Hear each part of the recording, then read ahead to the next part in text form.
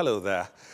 The current state visit of President Tinubu to the United Kingdom marks a watershed moment in modern diplomacy, representing the first of such invitation extended to a Nigerian leader in nearly 4 decades. It is a 2-day visit. The first day, Wednesday, was hosted by King Charles III at the historic Windsor Castle, a royal reception that transcends mere pomp and pageantry. It serves as a symbol, a powerful symbol rather, of the seemingly revitalized and the giant of Africa, which interestingly gained independence from Britain, its colonial power, in 1960. Now, against the backdrop of shifting global alliances and shared economic goals, the visit underscores a mutual commitment to deepening ties in trade, climate action, and cultural exchange. In other words, the royal reception was a blend of monarchical tradition with bilateral diplomacy, which provides Nigeria an opportunity to reassert its leadership on the world stage while strengthening its historic bond with the British Crown. On Thursday, President Tinubu is scheduled to meet with the UK Prime Minister Keir Starmer at number 10 Downing Street to discuss trade, investment, immigration, and defense. The duo will meet to celebrate bonds between the UK and Nigeria. Now, from the vibrant energy of Lagos to the halls of Westminster, the two nations are woven together by deep cultural ties, a thriving diaspora, and a common commitment to mutually beneficial economic ties, that is, and certainly bilateral trade in goods and services reached an all-time high in 2025 with a trade volume of £8.1 billion, an 11.4% increase over the previous year, 2024. And the visit also leverages the UK-Nigeria Enhanced Trade and Investment Partnership, a first of its kind agreement for the UK in Africa aimed at reducing trade barriers. A landmark £746 million deal was financed with UK Export Finance to modernize the Lagos port. The Lagos Port Complex, the Apapa and Tinkan Island ports aimed at boosting Nigeria's maritime export capacity. Now, in the financial services sector, major Nigerian banks are scaling up their operations in UK to facilitate cross-border trade. Now, the UK plays host to a large population of Nigerians in diaspora, which in 2024 contributed an estimated £21 billion. It is indeed a new chapter in diplomatic relations aimed at strengthening trade and security cooperation. Well, now, we will be serving you some sights and sounds from the royal reception, where Prince William and Princess Catherine first greeted the visiting president and First Lady at the Fairmont Windsor Park before escorting them to the formal welcome with King Charles III and Queen Camilla. Now, the visiting Nigerian leader rode with the king in the Australian state coach, while the First Lady rode with Queen Camilla in the Scottish state coach to Windsor Castle. Now, President Tinubu was treated to a 42-gun salute by the king's troops, the Royal Horse Artillery. Now, the Ramadan fast has highlighted that the traditional lunch with the king was omitted because the visiting President Tinubu, a practicing Muslim, is observing the Ramadan fast. Now, the historic nature of the visit and a partnership rooted in shared history and a future defined by mutual ambition between UK and Nigeria will be the focus of today's conversation on the program tonight. I am Enemaku Ojochegbe, and this is Democracy Today on AIT. Welcome on board.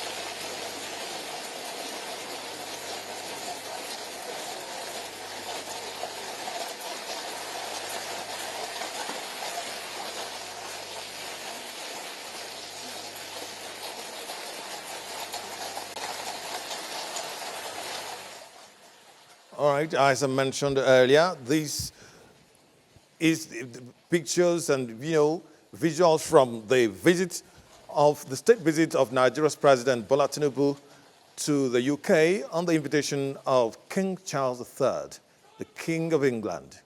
Of course, the royal welcome accorded him by the king and his wife, the Queen Camilla. National anthem being played right there at the Windsor Castle.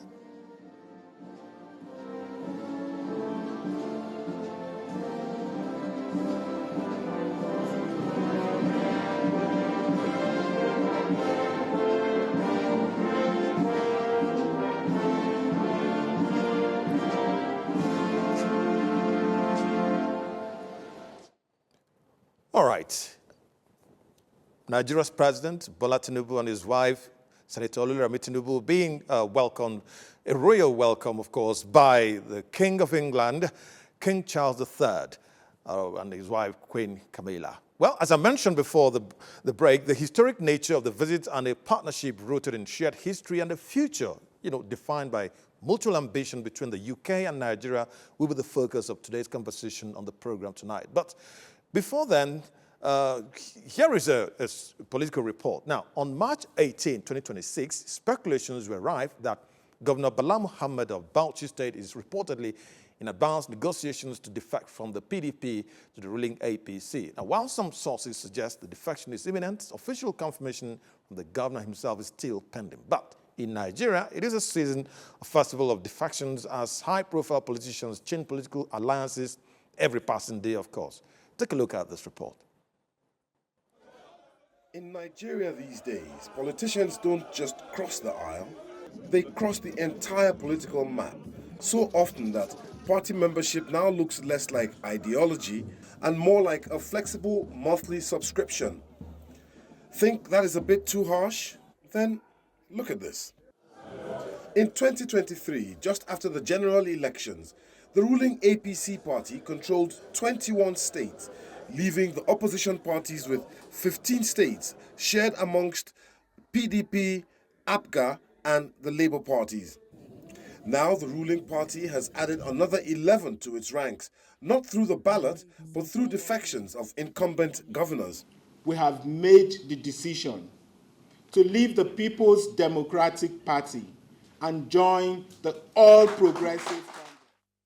The only ones in opposition now are Alex Oti of Abia State, Labour Party, Bala Mohammed of Bauchi, PDP, Charles Soludo of Anambra, APGA, Seyi Makinde of Oyo, PDP, and Ademola Adeleke of Osun State, who himself moved from the PDP to the Accord Party. If this trend continues, analysts say Nigeria may soon introduce a new political category called endangered opposition species. Even government officials have acknowledged the wave. In 2025, the Information Minister Mohammed Idris correctly predicted that the ruling party could control as many as 30 states by 2026 if defections continued. Maybe one should have placed a bet on that. But the great migration of Nigerian politicians isn't limited to just governors. In the National Assembly, defections have also chipped away at the opposition. The Senate has 109 seats, while the House of Representatives has 360. The ruling party now holds a strong plurality in both chambers, and several lawmakers elected under opposition platforms have crossed over, sometimes citing internal party crisis, a phrase that in Nigerian politics often means the grass looks greener on the government side. So what's the effect of all this? A steadily shrinking opposition bench that critics say weakens legislative oversight.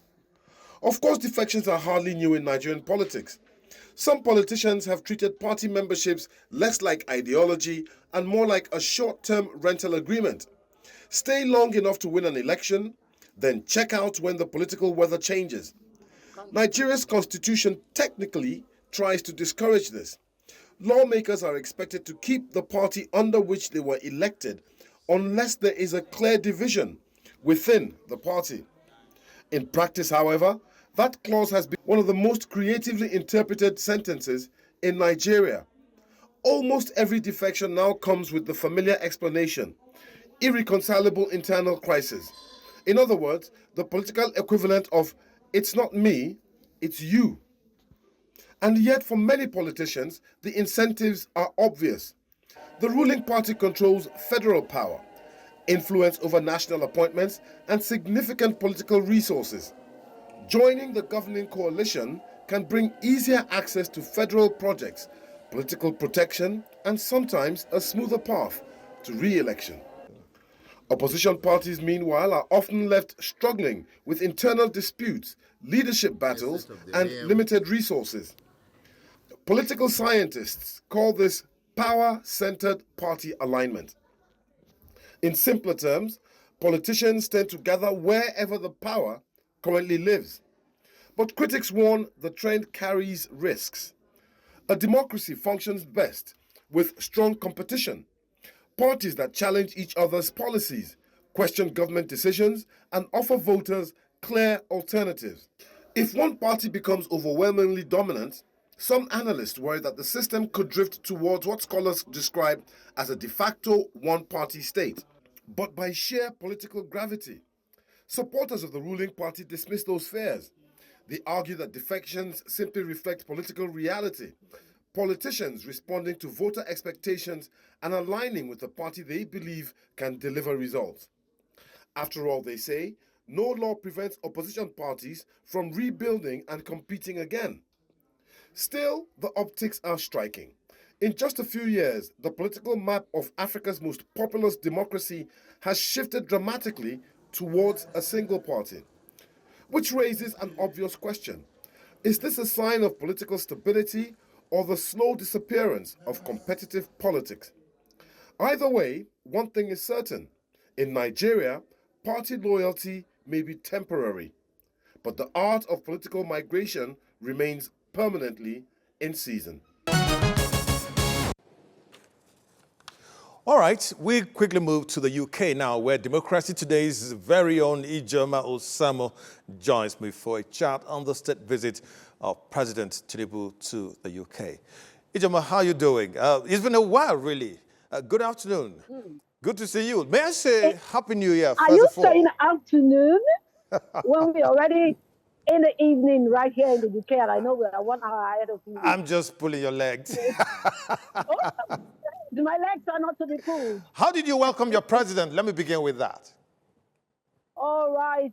Enemaku, I will tell you at this moment that I was actually proud to be a Nigerian today. I was proud that the green, white, green flag, which some persons see as just been a boring color, became filled the atmosphere in the king's own country. And one thing that I also appreciated today was the fact that the respect given to the state visit by the Nigerian president, Bola Ahmed Tinubu, and his wife, as well as his entourage. You can see a lot of security in strategic positions across Windsor and very close to the Windsor Castle, the most celebrated Windsor Castle right here in the United Kingdom. The description was just keep up, road closed, state visit. And I said, oh my God, I am proud to be a Nigerian. All right, let me ask you, yeah. apart from you, I know that the UK is home to, hundreds of thousands of Nigerians who live and work there. Now, I understand that, a visit like this by a country's president, you usually have, skirmishes of protests, little protests here and there. Some are for the visit, some are against the visit and all of that. Did you see any of such? Because I heard stories of how there were protests in several cities and all of that. Was there anything like that? Earlier, there were a bit of noise. I can call that noise because there were not the number of persons that can move the story or change the direction of the reportage that we saw earlier. It was even the driver who took me from the president's own hotel All right. down to the Windsor Center that told me, no wonder I saw people. I saw a little bit of some persons protesting along the street. And I said, where? I said, take me there. And I went there and I went through them. I saw them. At that time, I couldn't do some recording because the security situation in that environment was really tight, that they didn't even allow the vehicle that I used to gain access into the street. So I decided to say, okay, let's pull over and let me see what I'll do. And can I use that place? It's open. so, and what I now realized is that the people protesting were only asking the president to do more for Nigerians, that he shouldn't have embarked on this visit, or he should rather return home after what happened in Nigeria few hours after he left. That's right. The explosion in Maiduguri. Yeah. That's right. In Borno State, so somewhere. Yeah. those were just some of the questions. They were saying, fix the security problems in Nigeria. We need energy supply. We need education to be. And one of them told me off camera that the president is now in the United Kingdom. What did he feel about the stability of governance and the relationship between the people and the government in this country? So that's just what they want for the Nigerian president to do for the country back home. And Ijoma, I'm wondering, in the line of work that we do, right, I'm sure you would have been looking out for something very similar to the work we do. For instance, what was the media coverage, of the president's visit like? What you saw? Yes, good one. You see, during the Windsor Castle meeting where the king was received the president of Nigeria, I saw that other international stations had to link up to a particular YouTube page that was streaming the whole activity live. And when I saw it, I said, wow, this is good. So that is the king's own private YouTube page doing that. Oh, wow. And if you go through, the various platforms online, you will notice that even the conventional media houses right here in the UK, where they have the BBC, the government's own apparatus, as well as the very popular ITV here in the UK. Okay. You see the report of the visit of the Nigerian president to the United Kingdom. So I was actually proud to be a Nigerian today. So my green passport. Yes, indeed. I understand. Okay, now in terms of security, in comparison to what you normally see when the president, is visiting a particular state in Nigeria, maybe even attending an event at Transcorp Hilton or any other big hotel in Abuja, for instance. What is the security? What was it like? I know that this is the royal. This is the king's invitation. But what did you see compared to what a Nigerian president within any Nigerian state and all of that? In Africa, we like celebrating our leaders. And our leaders like showing off the fringes of what they have. Hundreds of vehicles all around everywhere, following one man, and siren, and even a quarter of the security operatives in Nigeria will just be going with the president. That wasn't what I saw in the United Kingdom today, since yesterday, because I actually didn't sleep. I was at the president's hotel at about 3 to 4 a.m. this morning. And even when I got to my own hotel, I still couldn't sleep because of certain rules. So the security personnel that I saw in this country were actually very civil. When I took the camera to the gate of the private hotel where the president and his entourage lodged, I thought, like we used to see in Nigeria, they would tell you, don't record me. I'm a police officer. I don't That's want to be right. seen in your camera. But do you know, after my short intervention, the policemen came to me and they were telling me, thank you so much. I love that. Oh, I'm going to be wow. on the international station. I said, yes, you will be on the international station, love.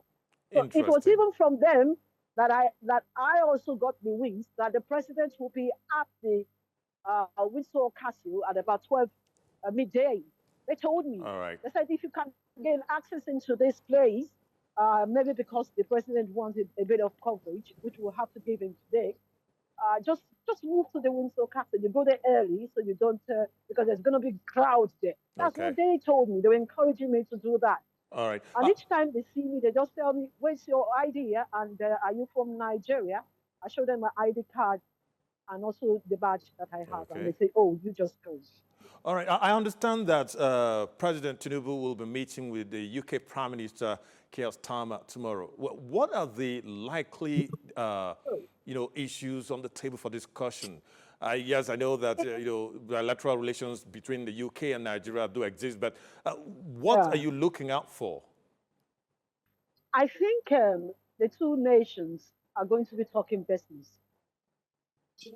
It's going to be what will benefit Nigeria as well as the United Kingdom.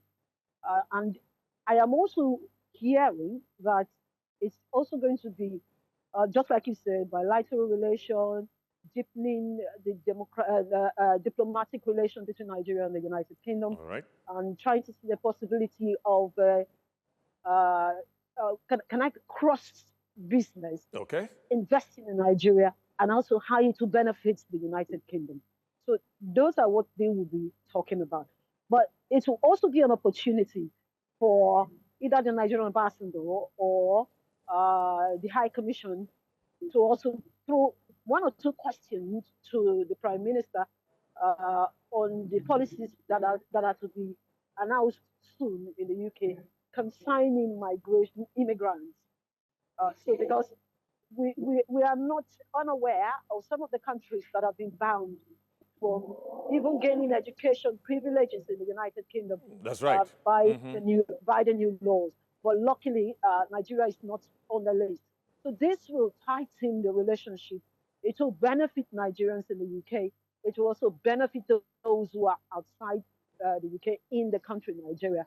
I think it's going to be beneficial because it is like you going to your master that colonized you years back, Yeah. decades back.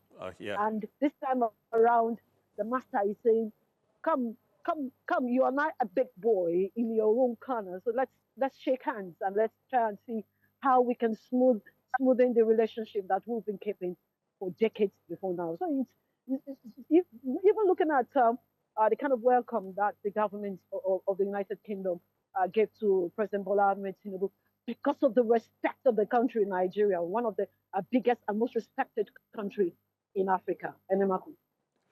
You know, now, it's been 37 years since Nigeria, a Nigerian leader visited the UK on a state visit, right?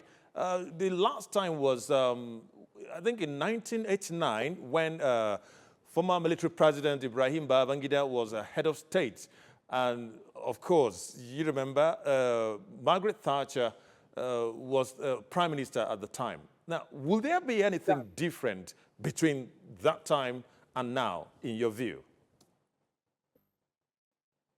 Over 3 decades ago, over 30 years ago, you cannot compare that to what we have today. They've been civilization, technology. Technology, Nigerians especially, are now that's right. well-educated. Yeah, Nigerians are now well-educated. They understand what it is. Even in the foreign lands, you see very educated Nigerians who are well-respected, scattered across countries globally. So if you cannot compare what they had 30 years ago, where they were still respecting the fact that, oh, these are our masters. We are still indirectly being ruled by these people. to a Nigeria that is now wiser and open, a Nigeria that understands what it takes to be an IT guru, a Nigerian that understands what it takes to be well educated, to match their pair with a white skin. So it's actually going to be different. And today they have a king and not a queen.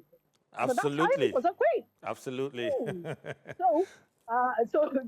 So those are the things. It used to be the queen's language, now is the king's language. So Yeah. those are some of the things we'll be observing and noticing this time around. Civilization has come.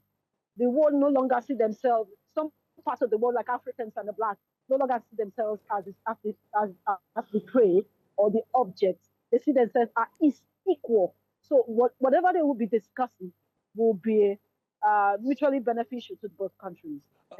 Ijoma, before I let you go, just hold on a bit. There's someone I would like you to meet. Someone you haven't seen since you left, and I'm sure you'll be interested to say hello to you. Chit chat. I'm talking about the associate professor of the Abuja School of Social and Political Thoughts, talking about Professor Sam Amadi. He joins me now right here via Zoom as well. Thank you for joining the program tonight, Professor Amadi. I would like you to say hello to Ijoma. You've always asked me how she's doing. Now here she is. You can just say hello to each other now. Hello, Ijoma. How are you doing? Hi, Prof. I'm okay. And you? I'm good. I heard that. Did you Jackpot or you went to Anyone. Interesting question. Jackpot is an official language now. It is now in the Oxford Dictionary. So I'm happy. anyone. I've been asking of you. Good to see you. Thank you so much. Good to see you too. Thank you. Thank you. Appreciate it. Professor Amadi, thanks for joining. Okay, Ijoma, I'll get back to you in just a moment. Let me just engage with Professor Amadi in a few minutes. All right. Professor Amadi, thank you very much for joining the program one more time. Thank you. The thing is, now that the state visit that was initiated at the instance of King Charles III, the president left the country on the eve of when Nigerians, a Nigerian state had just encountered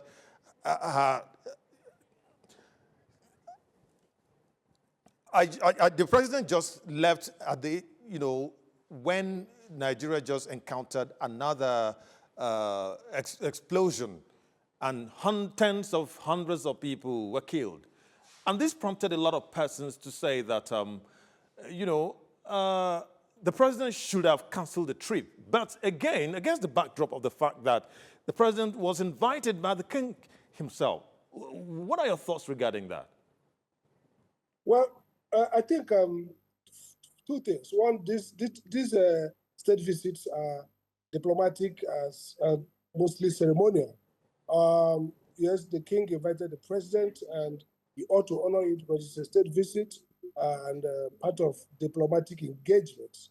And maybe we will have some residual value for Nigeria image-wise and for the president primarily. The president is facing a re-election. He has strong opposition. He's not doing very well domestically. So any foreign policy escape is also good. Good optics, good reporting, good coverage.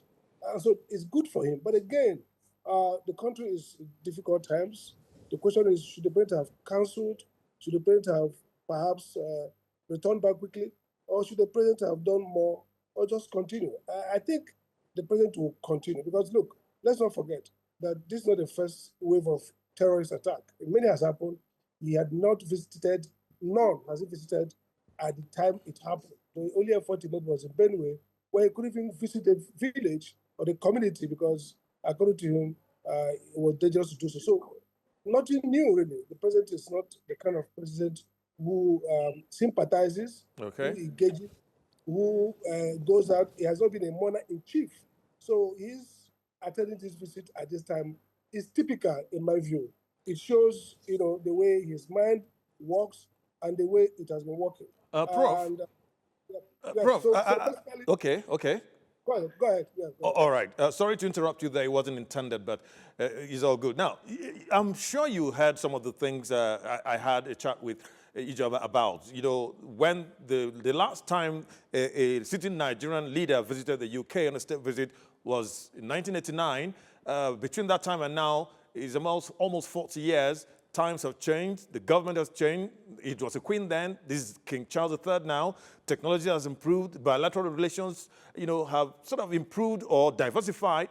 Now, what will be on the discussion table between the Prime Minister of the UK, Keir Starmer, and Nigeria's president?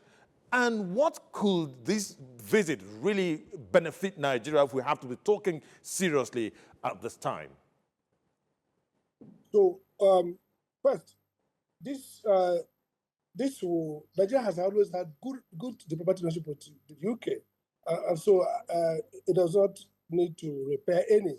But again, this time of terrorism, it be on the table. Issues around allegations of genocide, alleged genocide against Christians be on the table. So far, some honorable members have been, some parliamentarians have raised that issue. I think also the issue around, economic cooperation, which Nigeria has always had. The UK, many British companies in Nigeria do business, and that will come up. Interestingly, too, I think the president seemed to have some fairly good relationship with some personalities, especially the former leader of the Anglican Church. So you would expect that cultural issues, technology transfer, issues around energy, where the British has been strong in Nigeria, issues around economic cooperation. We've seen the Minister of Trade and Investment there. We've seen several ministers. We've seen states like Lagos, that states that have large appetite for foreign investment. So what you expect would be that there will be discussions around the economy, terrorism will feature, but more than everything, it's also a cultural fiesta of a sort. And the president and the first lady enjoying good comedian relationship with the queen, taking pictures, maybe some cultural aspect of it. But these are the main things. The question, though, is would this have a determinative effect on Nigeria's future or economy or any of that? I have my doubts that this will improve anything significantly. In the nature of state visits, That's right. when I was in foreign affairs as advisor, and then I've been part of one or two. A lot of things are said, a lot of documents, MOUs, but follow-up, concrete implementations, lag behind. So good feeling for Mr. President, good optics, good public image, especially the time that a lot of bad press, bad press arising from allegations of genocide around the killings and securing the country. And some would say an escape from domestic turmoil. But we hope that something tangible comes up. But really, nothing earth-shaking, nothing that will change, the landscape much. When you say hope, it appears that that's the only thing Nigerians, will be banking on right now. Because look at it, when you talk about economy, the UK economy is not doing so fantastically well at this time, majorly because of the Brexit. They're still reeling from the effects of the Brexit till today. Now, how will such an economy impact on Africa's largest economy? Even though many people still argue that the named largest economy is just on paper, that it doesn't really impact on the citizens of Nigeria. So, you already say, yeah, there may not really be anything, but if we have to be detailed about it, is there any hope in there? Well, I think the president, it's not for nothing the president started his new election campaign, renewed hope. So it looks like we only have to clutch hope, hold on to hope, and nothing more than hope. So in the case, it means that, this is hope. But again, 2 years, we've not seen concrete actions. UK, you rightly pointed out, is, for me, an aspiring, it has diminishing relevance in international political economy in many ways. It's struggling in everything. Its politics, they are functional. Its leadership is almost discredited and with low public trust, just like Nigerian government. So really, going to UK does not so much punish your image, even as much as image laundering, because it's really, UK is in a very, very bad situation in the world today. But be it as may, not much should come out of it. And again, Nigeria should quickly revert back to domestic policy issues. We have insecurity to deal with. We have terrible political economy. We have suffering. We have different things. We have a budget that, on the whole, everybody, no performance. People talk about 64 million, 30 million ministries. So there are real serious economic, political. We have an electoral system that could give us even worse than we had in 2023. These are things that we should, kind of focus on as Nigerians and not necessarily get caught up in the euphoria of whether the president ought to go, shouldn't have gone, would have gone. Those are distractions. It's good in the couple of days because this is part of pageantry, it's part of governance. I've worked in the Foreign Affairs Ministry as an advisor, and I know that too many visits that are almost useless. You see some countries, Nigeria, remarkably, has been very, very a good participant in international visits, international programs. But the result of it is that end of the day we get later. And many countries, especially the Asian countries, at the beginning of their economic growth trajectory, they were not as so much enamored of this international politics, international state visits and all that. They hunkered down, strategically planned the economy, and today they are, great nations. All right, let's look at insecurity in the country, for instance. Yes, there are bilateral, relations between Nigeria and the UK, but recently it appears to be overwhelming to the extent that, in the wake of the Christian genocide, claims and what have you, where the United States Air Force, United States government had to wade in and conduct some airstrikes in Sokoto State and all of that. Do you think that there will be such a discussion, between Nigeria's president and Keir Starmer, the British Prime Minister, regarding that? Because as we speak, we don't need to overflog the matter of insecurity in Nigeria, because even as we speak, in remote villages across Nigeria, people are running for their lives. Farmers can't go to farm and all of that. So will there be also, discussions for? Well, I think there will be discussion, but it's not going to be intense. I mean, if it was U.S. visits, you would expect much more drilling and perhaps some flare-ups in the White House between Trump and President Tinubu. But here, Kema, the British Prime Minister himself, is struggling and not very clear. He has no clarity and intensity around similar issues that the United Kingdom faces, issues around even insecurity, protests, killings, criminality. And if you listen to the debates in the parliament in the UK, you will see that he's struggling and hasn't got that clarity. So I don't expect too much press. I think it might come up as part of what Nigeria will claim they are doing, how they are fighting to make sure they overcome terrorism, how, UK support, they will do more. And of course, the UK is not going to offer too much logistics, maybe some technical consultancies here and there. Again, there are some efforts by opposition to trigger some inquiry around what the president is doing around Christian genocide. So it might be if the parliamentary lobby is strong, maybe they would push the prime minister to do. But the prime minister himself haven't got that personality and profile to bother. I mean, if you look at the case of the Pakistani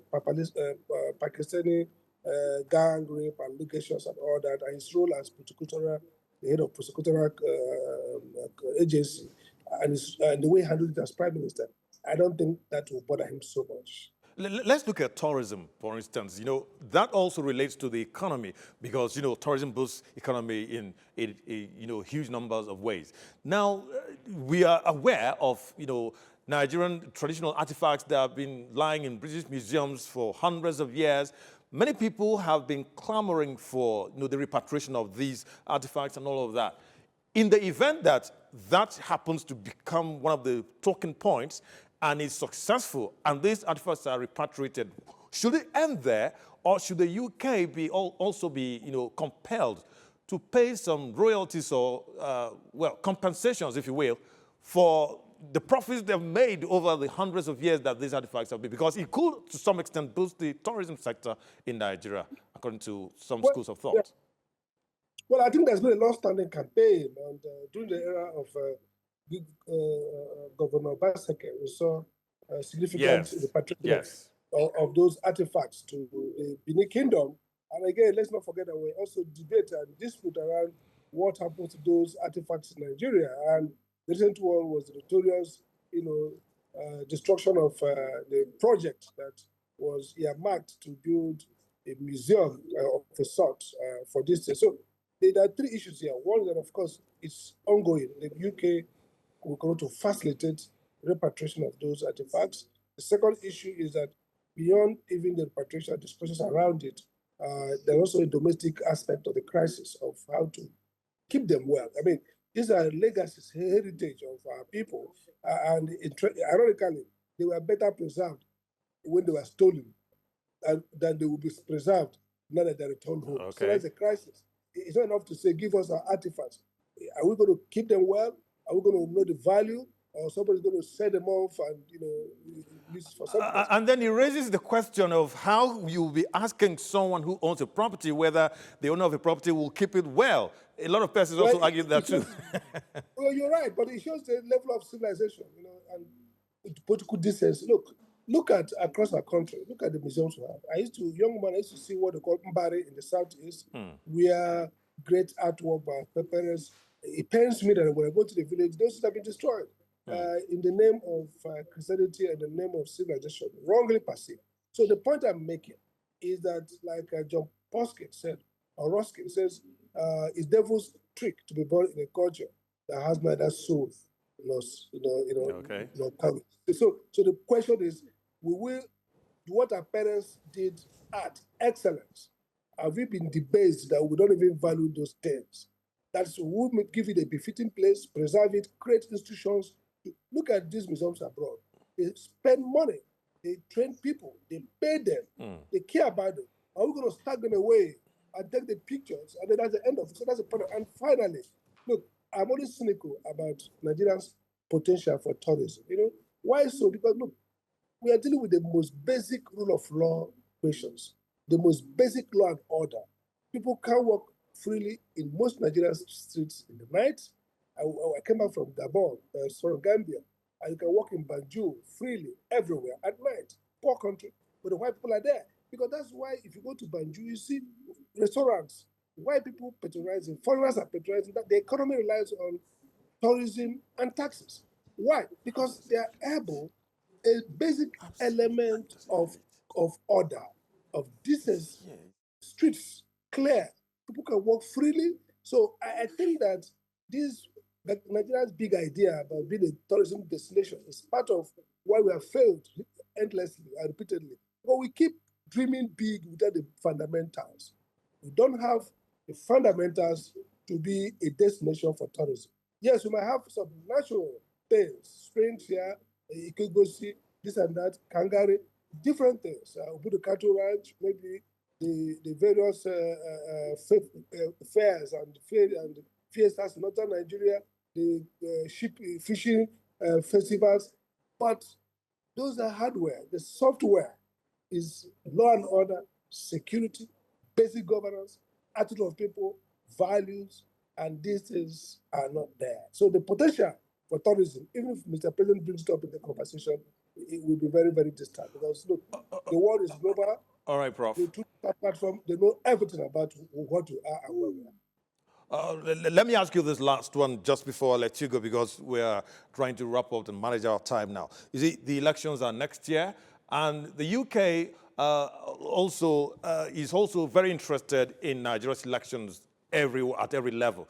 Nigerian leaders, Nigerian politicians, they usually like to go to Chatham House in London to speak to Nigerians in diaspora and all of that, to woo them and all of that. Now, will this election, how will the UK government, its participation in election observation for 2027, how will it be different? How will it impact on future elections and what have you? Well, I don't think it will be different, but I hope it will be. I mean, they have been always there. They have been supporting some of the DFID and other US, UK-based and EU institutions have been supporting electoral reform, but UK aid and all that. But they need to say something different. They need to really focus not on INEC, too much on INEC, money to INEC this.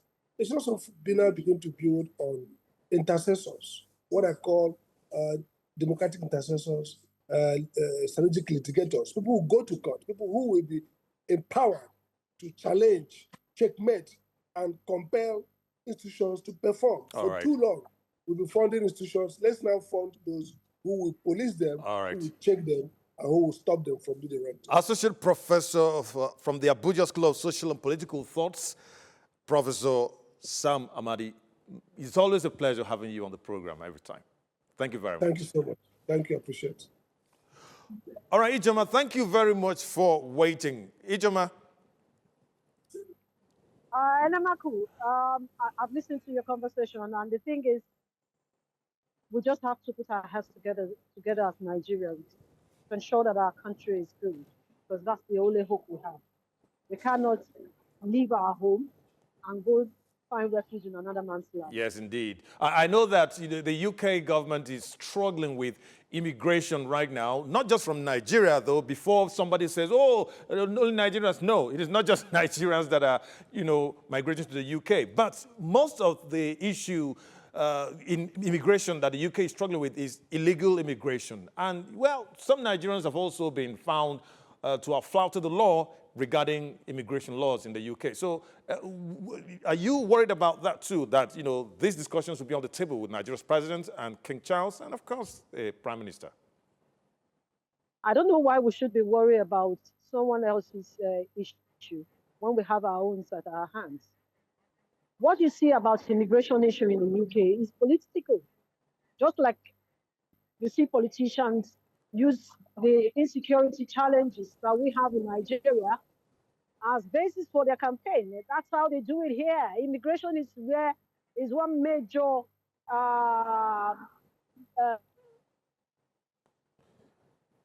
aspect of the economy that helps the government. I'm telling you, they make so much money from immigration. So whatever you're seeing is because of the 2028 election. And after the election, things will die down. Those that have lived in the UK before now, they will tell you that this happens every pre-election year. You see them debate on new rules, new policies. So people shouldn't panic. All right. You have your country. Why would you be afraid? All right, Ijoma. You know how we do it on this program. Time is, ticking by very fast. But I will still let you go until I ask you this last question. Nigeria's election is next year, general election, of course. How much how much of this election that is coming in Nigeria is being talked about in London, where you are right now? Everybody's interested. Oh, wow. Let me tell you, I will surprise you. Let me just surprise you that most Nigerians who live that are going for elected positions, especially House of Representatives, they just want to be part of the country. All right. So it's an interesting topic every day. All right. All right, thank you very much. And let me just ask you for something. When the president is returning, give him something to bring for me. I didn't hear you. Can you please repeat the question again? I said give the president something to bring for me, if it's possible. Okay. Don't worry. I'll give the president one slice of... All right. Ijoma Osamo, Right. AIT's very own anchor of Democracy Today before now. Thank you very much indeed for joining us tonight.